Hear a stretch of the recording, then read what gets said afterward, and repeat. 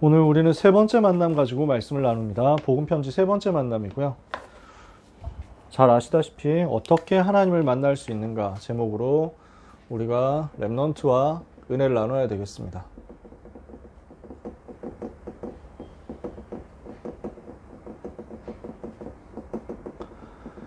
요한복음 14장 6절에 예수께서 이르시되 내가 곧 길이요 진리요 생명이니 나로 말미암지 않고는 아버지께로 올 자가 없느니라 그랬습니다. 답이 나온 거죠.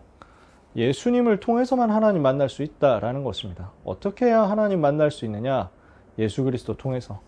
우리는 요 답을 전달하는 거죠. 우리가 첫 번째 만남에서 무엇을 얘기했습니까? 인간이 전부 불행하다는 겁니다. 모든 인간은 전부 행복이 없다는 겁니다. 그러면 이유가 뭡니까? 하나님을 떠났기 때문이다. 하나님과 함께 해야 되는데 하나님을 떠났기 때문에 행복이 없다. 하나님을 떠나서 마귀에게 잡혔기 때문에 불신자 상태 속에서 계속 고난당하니까 행복을 찾을 수가 없다는 거죠. 그러면은 하나님을 만나면 되는데 만날 수 없는 이유가 뭡니까? 그게 두 번째 만남이었습니다. 왜 하나님을 못 만납니까? 인간이 하나님 떠났으니까 불행하다면 하나님 만나면 되는데 왜 못 만납니까? 하나님을 떠나서 영이 죽어버렸고 영이 죽어버린 인간은 그때부터 죄의 저주에 사로잡혔고 지옥 배경에 사로잡혔고 사탄의 권세에 사로잡혔기 때문에 어떤 인간의 스스로의 노력과 아무리 좋은 물질이라고 하더라도 아무리 좋은 가치라고 하더라도 이 문제 해결을 못하는 겁니다. 전혀 상관이 없는 겁니다. 랩런트들한테 제가 이런 얘기를 종종 하거든요. 예를 들어서 내일 기말고사를 치게 되었다. 내일 치는 과목이 수학이거든요. 그러면은 수학 공부를 해서 가져가야 되는데 열심히 착한 일을 많이 한 거예요. 봉사활동 너무너무 많이 하고 중증장애인 시설 가가지고 모든 봉사 다 하고 대소변 수발 다 해주고 모은 용돈 전부 다 기부활동 해가지고 보내주고 이렇게 해서 거의 6개월 동안 24시 봉사하고 왔다. 너무 훌륭하고 너무 착한 일을 해왔는데요. 이걸 가지고 수학시험을 쳤는데 수학시험에 점수를 빵점을 받은 겁니다. 항의를 할 수 있습니까? 제가 이렇게 착한 일을 했는데 왜 수학 점수를 빵점 주십니까? 틀린 얘기잖아요. 아니 누가 너보고 착한 일을 하라고 하든? 이렇게 답을 할 수밖에 없는 거예요. 착한 일 한 건 훌륭한데 그렇다고 수학 점수를 줄 수는 없잖아. 이건 아닙니까? 인간은 너무너무 열심히 다른 짓을 하고 있습니다. 인간은 너무너무 열심히 다른 노력하고 있습니다. 죄, 사단, 지옥 요 세 가지 근본 문제를 해결해야 되는데 인간은 이거하고 전혀 상관없는 선행, 종교, 철학 이런 거 하고 있는 것입니다. 그러니까 나쁘다는 얘기가 아니에요. 잘못됐다 얘기를 하는 게 아닙니다. 그런데 출제자의 의도하고는 전혀 안 맞는 겁니다. 인간의 문제를 전혀 해결할 수 없어요. 어떻게 해야 되겠습니까? 하나님을 만나야 되는데 그러면 하나님은 누구십니까? 하나님은 어떤 분이십니까? 하나님은 영이시다. 이게 첫 번째 우리가 빨리 깨달아야 되는 부분입니다. 하나님은 영이시니까 육의 눈에 보이지 않습니다. 그러니까 사람의 아무에게도 그러니까 제한을 받지 않죠. 안 보이시니까 제한을 받지 않아요. 사람의 손에 제한받는 것은 사람이 아니라 우상이고 그 속에 능력이 나타나는 것은 귀신들이 들어가서 역사하기 때문에 고린도전서 10장 20절에 이방인의 제사하는 것은 귀신에게 하는 것이고 하나님께 하는 것이 아니니 나는 너희가 귀신과 교제하는 자 되기를 원치 아니하노라 그랬죠. 영이시기 때문에 무소부재하십니다. 안 계시는 곳이 없죠. 무소부지하십니다. 모르는 것이 없죠. 무소불능하십니다. 못하시는 것이 없습니다. 그러므로 우리가 이분을 여호와라고 부릅니다. 스스로 계시는 하나님. 누가 창조하신 분이 아니라 여호와는 스스로 계시는 하나님이십니다. 영원부터 영원까지 스스로 계시는 하나님. 누가 창조해줬다 이러면 하나님이 아니거든요. 누가 도움을 줬다 그러면 하나님이 아니에요. 스스로 계시는 하나님. 그래서 영어로는 I am who I am. 나는 나다. 그 말이죠. 그 말은 무슨 말입니까? 설명이 더 이상 필요 없으신 하나님이시다. 나는 스스로 내가 된 자다. 이런 말입니다. 전능하신 하나님이십니다. 인간은 영적인 존재이기 때문에 영이신 하나님을 만나는 것이 구원입니다. 자기의 창조주이신 자기의 근본이신 하나님께로 돌아가는 것이 구원이죠. 오직 여호와를 앙망해야 인간은 구원받는 것입니다.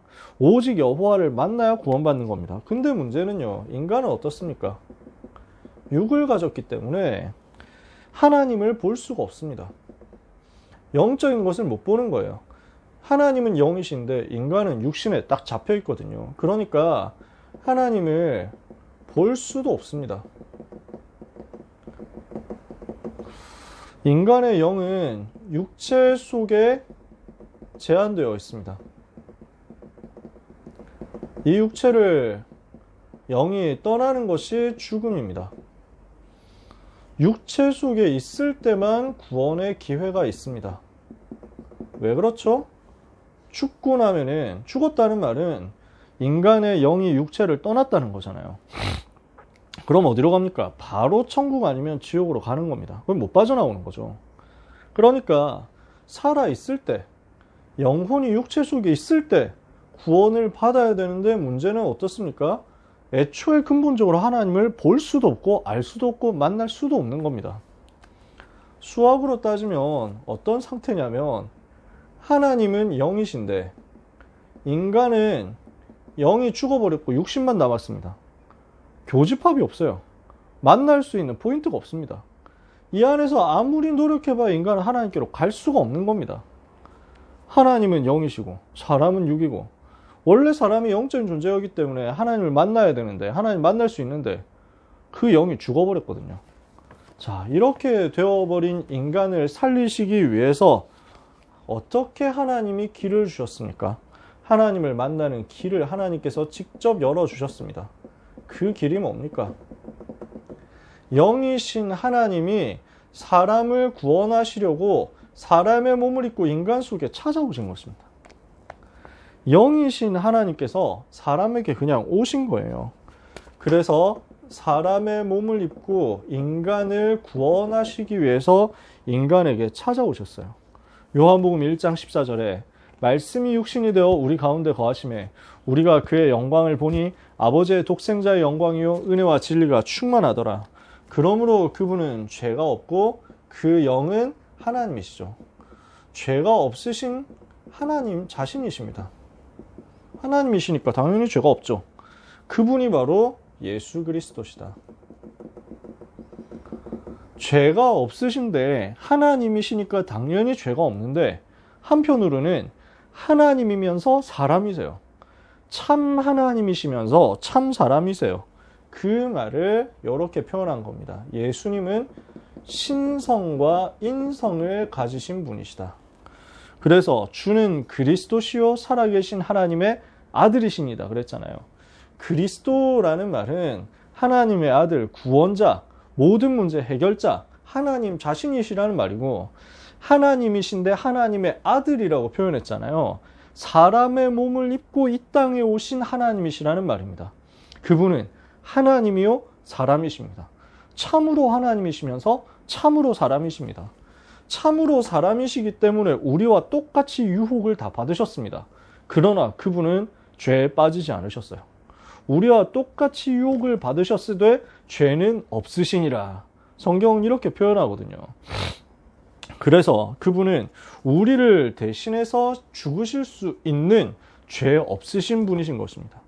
그래서 하나님이 우리에게 찾아오셨으니까 그 하나님을 만나면 되는 것입니다. 예수님이 바로 하나님이신데, 그 예수님이 사람의 몸을 입으셨기 때문에 사람의 세계로 오셔서 사람에게 나타나셔서 사람이 하나님 만나는 길을 열어주시게 됐단 말이에요. 그래서 그 예수 그리스도를 영접하는 것이 하나님을 만나는 길입니다. 요한복음 1장 12절에 영접하는 자 곧 그 이름을 믿는 자들에게 하나님의 자녀가 되는 권세를 주셨으니, 요한계시록 3장 20절에 볼지어다 내가 문 밖에 서서 두드리노니 누구든지 내 음성을 듣고 문을 열면 내가 그에게 들어가 그로 더불어 먹고 그는 나로 더불어 먹으리라. 예수 그리스도를 영접할 때 어떻게 되죠? 성령이 우리 영 가운데 임재하시게 됩니다. 이게 바로 구원입니다. 그래서 하나님이 내 속에 찾아오신 거예요. 하나님을 떠나서 죽어버렸는데, 하나님을 떠나서 망해버렸는데, 근데 하나님이 다시 오신 거예요. 예수님을 영접할 때 하나님이 내 속에 들어오시잖아요. 어떻게 해요? 성령으로요. 고린도전서 3장 16절에 너희는 너희가 하나님의 성전인 것과 하나님의 성령이 너희 안에 거하시는 것을 알지 못하느냐. 그러니까요. 이 하나님께서 내 속에 들어오셨으니까 사탄의 권세는 영원히 떠나갈 수밖에 없습니다. 왜요? 하나님이 오셨으니까요.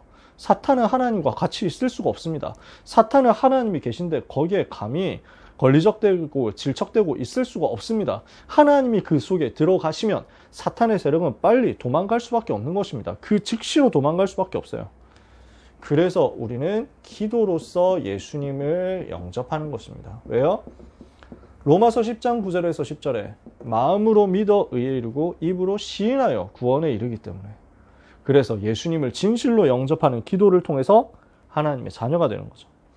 그러면 이때부터 하나님이 함께 하시는 증거가 내 삶에 나타나기 시작합니다. 성령께서 내 속에 들어오셨잖아요. 그 성령께서 그때부터 나를 날마다 인도하셔서 나를 성화시키는 길로 인도해 나가십니다. 성화라는 말은 거룩하게 만들어 가신단 말이죠. 나를 변화시키시고 나를 치유하시고 나를 갱신되게 하셔서 내가 하나님의 형상으로 하나님이 원래 나에게 주신 그 축복이 내 삶에 계속 찾아지고 누려지도록 하신다는 거죠. 요한복음 14장 26절에 보니까 보혜사 곧 아버지께서 내 이름으로 보내실 성령 그가 너희에게 모든 것을 가르치고 내가 너희에게 말한 모든 것을 생각나게 하리라. 가르쳐 주시고 생각나게 하신다는 것입니다. 이 성령께서 우리를 인도하시니까 우리 가운데 평안이 오죠. 평안을 너희에게 끼치노니 곧 나의 평안을 너희에게 주노라. 내가 주는 평안은 세상이 주는 것 같지 아니하니라. 너희는 마음에 근심하지도 말고 두려워하지도 마라. 성령의 인도를 받으면 되는데요. 그러면 어떻게 하면 성령 인도를 받습니까? 성경을 올바르게 받을 때 성령의 인도를 받게 됩니다. 왜 그렇습니까? 성경은 살아있는 하나님의 말씀이거든요. 히브리서 4장 12절에 하나님의 말씀은 살았고 활력이 있어 좌우의 날선 어떤 검보다도 예리하여 혼과 영과 관절과 골수를 찔러 쪼개기까지 하며 또 마음의 생각과 뜻을 감찰하나니. 그래서 이 말씀을 받을 때 시편 119편 25절에 우리의 영이 살아나게 됩니다. 주의 말씀으로 나를 소성케 하소서. 우리의 영혼이 다 살아납니다. 말씀을 받을 때 성령인도 받죠. 그리고 어떻게 하면 성령인도 받습니까? 죄를 해결할 때 성령의 인도를 받습니다. 시편 66편 18절에 내 마음에 죄를 품으면 하나님이 듣지 아니하셨을 것이다. 마음에 죄가 있으니까 하나님이 듣지 않으시는 거죠. 다른 말로 해서 죄는 하나님과 우리 사이를 방해하는 걸림돌입니다. 죄는 하나님께서 우리에게 응답을 주시는 그 파이프라인을 막는 노폐물입니다. 그 노폐물을 걷어내면 하나님이 우리에게 주시는 응답이 콸콸콸콸 쏟아질 거 아니에요. 그 죄의 노폐물을 왜 우리가 계속 금과 옥저처럼 모시고 있어야 됩니까? 금덩어리도 아닌데 그게 쓰레기 덩어리인데 그걸 왜 안 치우고 가만히 있습니까? 치우면 되는 겁니다. 우리가 죄를 안 짓는 게 최상이죠. 그러나 우리는 연약합니다. 우리는 쉽게 넘어지고 쉽게 무너집니다. 근데 그 우리의 연약함 때문에 하나님의 완전하심이 더 나타날 수 있습니다. 나는 이렇게 부족하지만, 나는 이렇게 못났지만, 나는 이렇게 죄인이지만, 그러나 죄인인 나까지도 사용하시는 하나님의 은혜는 더 크게 나타날 수 있습니다. 그러니까 내가 왜 이렇게 죄인이냐, 나는 안 되는가 보다 낙심에 빠져 있는 게 아니라 죄를 사랑하라는 말도 아니고 죄 가운데 계속 있으라는 말이 절대로 아닙니다. 죄에서 나와야죠. 근데 내가 죄를 안 지어야 된다. 내가 죄를 왜 지었을까? 나는 이제 끝난다 보다. 그게 아니라는 거예요. 우리는 죄에서 해방받았습니다. 과거, 현재, 미래 모든 죄에서 빠져나왔습니다. 죄를 지어도 된다는 말이 아니라 우리가 죄를 지을 수밖에 없는 연약한 존재라는 것을 주님이 아시고 과거, 현재, 미래 모든 죄를 끝내버렸습니다. 그 그리스도께 또 복종하면 됩니다. 그 그리스도 앞에 또 내놓으면 됩니다. 회개해야만 천국 갑니까? 우리가 언제 다 회개합니까? 우리가 회개 다 미처 못하고 죄 짓는 순간 죽었다. 그럼 어떡합니까? 그럼 지옥 갑니까? 아니잖아요. 그리스도께서는 다 끝내셨어요. 근데 그것을 내가 누리는 열쇠가 회개인 거죠. 그럼 회개라는 말은 내가 열심히 뉘우치고 반성한단 말이냐? 그게 율법이고, 그게 윤리고, 그게 경건주의고, 그게 도덕입니다. 우리에게 주님이 원하시는 것이 뭡니까? 그리스도께서 끝내신 것을 알고, 그리스도께서 다 끝내시고 다 용서하셨음을 알고, 그분 앞에 솔직하게 내려놓고 나의 약함을 고백하고 그리스도의 완전하심을 또 붙잡으라는 거예요. 우리는 계속 빈손 들고 나가서 십자가 붙들면 됩니다. 이것만 나타나면 돼요. 그래서 우리가 죄에 대해서 너무 쉽게 생각하고 너무 가볍게 생각해서도 안 되겠죠. 그러나 죄를 가지고 또 뭐라고 하고 정죄하고 율법으로 판단하고 경건으로 모든 것을 바라본다? 그러면 또다시 그리스도의 십자가를 헛되게 하는 겁니다. 우리가 붙들고 우리가 나타내고 우리가 높여야 될 것은 그리스도 십자가예요. 죄를 멀리 하시기 바랍니다. 만약에 실수했다면 또 붙잡고 그리스도 붙잡고 십자가 붙잡고 일어나면 됩니다. 내가 이렇게 모자란 줄 알고 그리스도를 보내시는 하나님의 은혜를 감사하면 됩니다. 그리스도의 십자가만 나타나면 돼요. 오늘 우리는 그리스도로 계속 나타내고 그리스도를 계속 높이고 그리스도의 그 십자가의 공로를, 그 보혈의 공로를 계속 앞세우는 응답을 받아야 되겠습니다. 내가 경건하게 산다고 해서 이것을 가지고 나의 의로 삼을 수 있습니까? 우리의 의는요, 우리 자신의 경건, 우리 자신의 의로움, 우리 자신의 훌륭함, 우리 자신의 회개 열심히 한 것이 아닙니다. 우리의 의는 오직 예수 보혈밖에 없습니다. 오직 그리스도 십자가 그 피밖에 없습니다. 우리 찬송 아닙니까? 나의 의는 이것뿐 예수의 피밖에 없네. 이걸 우리는 자꾸 나타내는 거죠. 그래서 류 목사님이 죄를 회개할 때 성령의 인도를 받는다라는 말을 써도 되는데 굳이 여기서 죄를 해결할 때 성령의 인도를 받는다라는 단어를 쓴 겁니다. 이걸 가지고 다락방 안티들이 있습니다. 다락방 내부의 안티들입니다. 다락방 그럴 거면 나가지 안 나가는지 모르겠어요. 근데 류 목사님은 또 그런 경우도 다 품고 가야 된다 이러시거든요. 저 같으면 바로 잘랐을 것 같은데 류 목사님 안 그러더라고요. 뭐라고 씹느냐면은 왜 다락방은 회개를 강조를 안 하느냐 이럽니다. 죄를 회개해야지 죄를 해결한다는 말은 틀린 것이다 이렇게 얘기합니다. 제가 그런 사람들 많이 봤거든요. 페이스북 열심히 할 때는 싸우기도 했습니다. 근데 제 에너지만 낭비되더라고요. 요즘 그냥 안 들어가니까 속이 편합니다. 죄를 회개할 때 성령인도 받는다. 맞는 말이죠. 죄를 회개해야 됩니다. 그러나 자꾸 회개를 자범죄 위주로 생각하는 거예요. 자꾸 회개를 나라는 것 중심으로 생각하는 거예요. 기준이 내가 되어 있는 거예요. 주체인 내가 자꾸 강조되는 거예요. 그래서 그리스도를 높이라고, 그리스도를 나타내라고 해결이라는 단어로 일부러 쓴 겁니다. 나의 모든 죄는 그리스도께서 십자가에서 끝내셨습니다. 우리는 그리스도 그 의를 붙잡는 것입니다. 그 순간 나의 연약함, 나의 무능함, 나의 모든 그 더러운 부분이 그리스도로 말미암아 깨끗게 되는 것을 날마다 우리는 새롭게 누리게 됩니다. 이것을 두고 사죄의 확신이라고 하죠. 이것을 두고 내 안에 날마다 사죄로 인한 죄 용서받음으로 인한 기쁨이 넘친다고 하는 것입니다. 저는 이게 날마다 감사합니다. 내가 어쩌다가 예수 믿고 어쩌다가 그리스도 알고 내 죄를 용서받게 되었는가. 그러니까요. 할렐루야 할렐루야 내가 예수를 믿어 그의 흘리신 피로 내 죄 씻었네.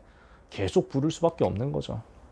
자, 그리고 네 번째입니다. 하나님께 간절히 시간을 정하고 제목을 정하고 끝까지 기도하면 능력이 임하게 됩니다. 성령의 인도를 받으려면 말씀 붙잡고 나의 죄에서 빠져나와야 되겠고, 이제 성령의 능력을 체험하려면 기도 속으로 들어가는 겁니다. 특히 성령의 능력을 체험하려고 하면 우리를 놓친 사탄은 귀신을 시켜서 우리를 계속 방해하거든요. 그래서 사단을 꺾도록 성령의 충만을 계속 받아야 됩니다. 술 취하지 말라 이는 방탕한 것이니 오직 성령의 충만함을 받으라. 에베소서 5장 18절 말씀입니다. 제가 앞에서 그 얘기하면 또 사람들은 죄에 대해서 관대해지란 말이냐? 그 말도 아니잖아요. 내가 복음 누리고 있으면 그 복음이 귀한 것을 알고 복음이 가치 있는 것을 알고 죄를 통해서 역사하는 사탄의 활동과 실체를 아니까 이거를 꺾는 쪽으로 가야지 사단 기뻐할 일을 우리가 왜 합니까? 마귀가 기뻐할 짓을 해야 될 이유가 뭐 있습니까? 그래서 저는 우리 랩런트들한테 우리 대학 올라갈 때 술에 대해서 좀 가르쳐 줬으면 좋겠다. 이 생각을 가끔 합니다. 술 취하지 말라. 분명히 성경은 얘기했잖아요. 뭐 한 잔씩 마시는 거 어떻습니까? 그럴 수도 있죠. 괜찮아요. 그렇게 할 수도 있어요. 근데 한국 사람들이 과연 그게 잘 됩니까? 나가가지고 술을 건강에 도움될 만큼만 조금만 뭐 반주로 해가지고 약주로 먹는다. 가능합니까? 현장 가가지고 대학 가가지고 그게 허용이 됩니까? 아니잖아요. 그러니까 아예 싸우는 게 낫습니다. 한국 사회에서는요. 우리 그 유럽 선교사님, 미국 선교사님들이 처음에 중국, 한국 이런 데 선교하러 왔을 때 물이 너무 더러우니까 물 때문에 너무 많이 돌아가셨어요. 병 걸려가지고. 그래서 그때는 맥주 마셔야만 살 수 있었어요. 고국에서 공수된 맥주 마시고 겨우 살았어요. 그게 잘못됐습니까? 아니잖아요. 마르틴 루터가 맥주를 엄청 좋아했거든요. 루터는 미션홈 사역하면서 루터 사모님, 카타리나 사모님이 양조, 맥주 양조를 해가지고 제자들을 먹여 살렸어요. 이거 가지고. 루터는 황제 앞에 설 때도 집중 기도하면서 맥주를 들이부었다는 얘기가 있습니다. 잘못됐냐? 아니죠. 근데 내가 성령의 지배를 받아야지 술의 지배받으면 어떡합니까? 이거를 구분 잘 안 되겠다 싶으면 아예 안 하는 게 낫죠. 안 그렇습니까? 도와줘야죠. 사단과 싸워야 되잖아요. 우리가 성령의 충만을 받으면 권능이 생깁니다. 성령 충만을 받으면 권능을 받는데 그러면은 세 가지 승리하게 됩니다. 자신을 이기고 세상을 이기고 사탄을 이깁니다. 이게 우리 또 나중에 하면 또 나오겠죠. 8번째 만남에서 또 나오잖아요. 나를 이기고 세상 이기고 사단 이긴다. 이러면 이때부터 전도 문이 열리고요. 이러면 이때부터 하나님이 살아계신 결과가 나옵니다. 저는 이 부분을 정말로 체험했거든요. 왜 응답이 없냐? 전도하고 상관이 없으니까요. 전도 운동이 일어나면 그때부터는 하나님이 살아계신 결과, 증거들 계속 나오게 돼 있잖아요. 우리는 이거 체험했잖아요. 그렇죠? 그러니까 우리가 모든 것 정리해보니까 요한복음 14장 6절이 딱 맞는 거예요. 예수님을 만났을 뿐인데, 길, 진리, 생명 대신 그 예수님을 마음속에 모셨을 뿐인데 내 인생은 이렇게 변화되어서 하나님이 살아계신 결과까지 풍성하게 나타나는 인생으로 바뀌어버렸어요. 어떻게 해요? 영이신 하나님을 육신에 잡혀있는 내가 만날 수 없는데 영이신 하나님이 사람의 몸을 입고 나에게 찾아오신 그 예수 그리스도, 그분을 만나서 영접한 결과 내 속에 성령께서 들어오셨고 그 성령의 인도를 받도록 말씀 붙잡고 죄에서 빠져나오고 기도로 능력 누리면서 흑암 꺾고 나니까 성령이 내 속에 충만하게 임하고 성령 충만 받으니까 전도 운동이 시작되고 전도 운동이 일어나니까 하나님이 살아계신 증거와 결과가 나타나고, 나 같은 사람이 어떻게 해서 이 복을 누렸습니까? 답은 한 가지. 예수가 그리스도로서 내 속에 들어오셨다는 그 한 가지 뿐이죠. 오늘 우리는 이 답을 전달하는 것입니다. 현장에서 너무 많은 사람들이 불안해합니다. 이 불안을 이기는 답이 뭡니까? 내 감정, 내 경험, 내 생각, 내 염려가 주인 되지 말고 하나님의 말씀이 기준이 되도록 만들어버려라. 그러면 그 말씀이 선포될 때 생기가 내 속에 들어오거든요. 이 말씀 붙잡고 하나님의 생기로 내가 충만해지면 그때 모든 불안은 떠나가는 것입니다. 이기는 것입니다. 그래서 무시로 성령 안에서 깨어서 기도해라. 왜 그렇죠? 불안할 때마다 기도하라고요. 불안 올 때마다 기도하라고요. 염려 생길 때마다 기도하라고요.